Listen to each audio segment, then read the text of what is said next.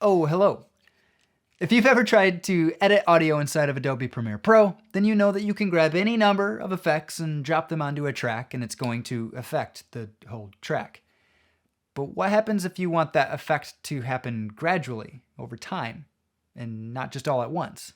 For example, let's say you want your dialogue to start off bright and dry and natural, but over time it starts to sound more and more distant. It's further and further away because you're adding some reverb into the mix.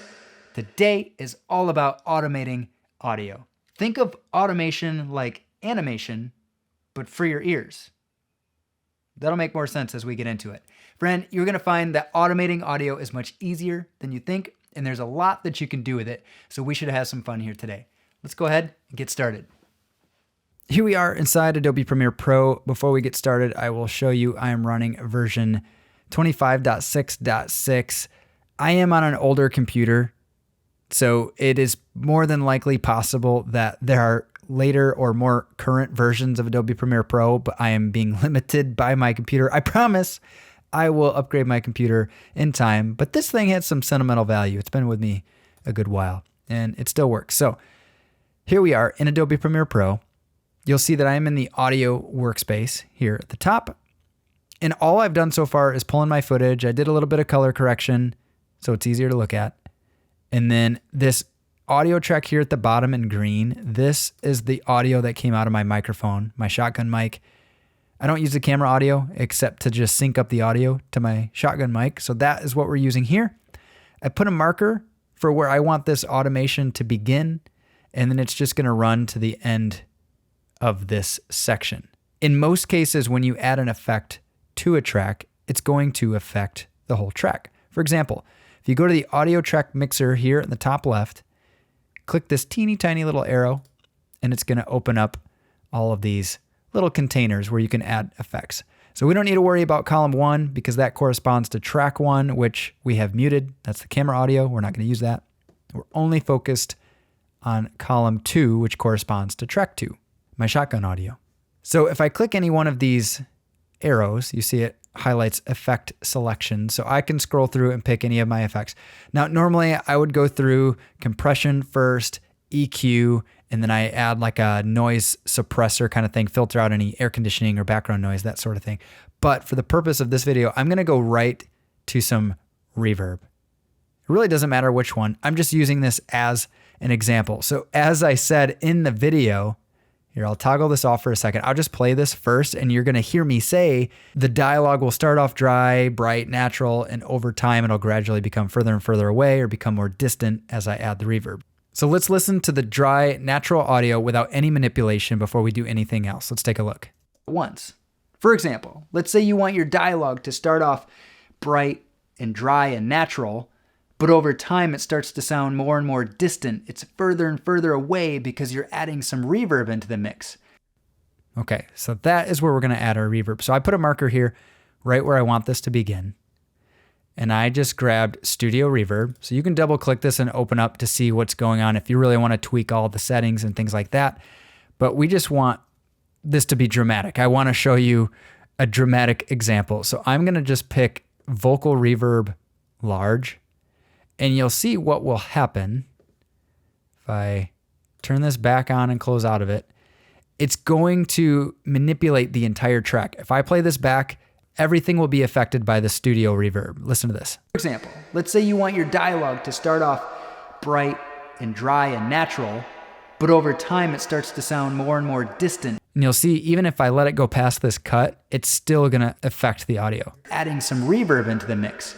Today is all about automating audio. So now I don't want that. I want the normal dry audio to come back right here. I want to start dry and natural because that's what I say in the video. And then I want it to gradually become more and more distant as we get further to the end of this clip. So how do we do that? You first need to make sure that the effect itself, if you click this, you need to select which feature or which detail, for lack of a better phrase, that you will be adjusting with this knob. So I am going to go to the wet output level because I know that if I put that all the way at 0, it's going to be dry. I can play this back. Example, let's say you want your dialogue to start off bright and dry and natural. Okay. And I know that if I crank it all the way to 100, it's going to sound like it's really far away. For example, let's say you want your dialogue to start off bright. Okay, so now that we've established that, how do we tell the computer to automate this audio or make that transition from dry to wet or from natural sounding vocal to heavy, heavy reverb? Well, it takes a little bit of finesse with the mouse. We're going to switch where this dropdown says read. You can go to write, but I find that it defaults to, it'll actually flip you to touch. So we're going to go ahead and click touch. Now, because I want this to start dry, I'm going to start with the fader at 0%. And then as we get closer to the end of this clip, I'm going to do my best with my mouse to try and drag this up to 100. Okay. And that is what's going to set our automation. So let's go ahead and play this back. And as we play it, we're going to make the adjustment. Here we go. For example, let's say you want your dialogue to start off bright and dry and natural, but over time it starts to sound more and more distant. It's further and further away because you're adding some reverb into the mix. Okay, that's all there is to it. So now if I play this back, it should start at 0, and if you watch this, it's going to gradually climb to 100 as we get to the end of the clip. For example, let's say you want your dialogue to start off bright and dry and natural, but over time it starts to sound more and more distant. It's further and further away because you're adding some reverb into the mix. And there you have it. Now, obviously, you don't have to do this with only reverb. You can do this with any other effect. You want to throw an EQ on there and mess with the EQ in real time, and it can simulate that warbly telephone effect or even make the illusion that you're underwater.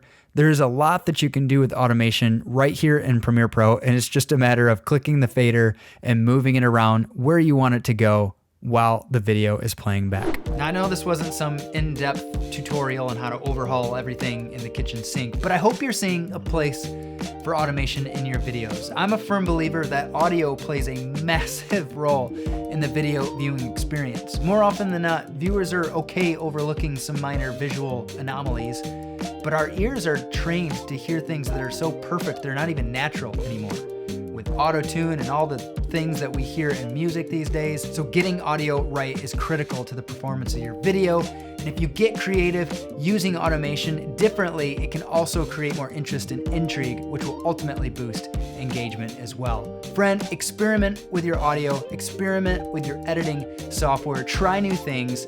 If you have questions, leave a comment below and I would be happy to help. Any of this was helpful, consider subscribing to Guided Production so you don't miss the next one. Friend, have an amazing day, and I will see you on another video real soon.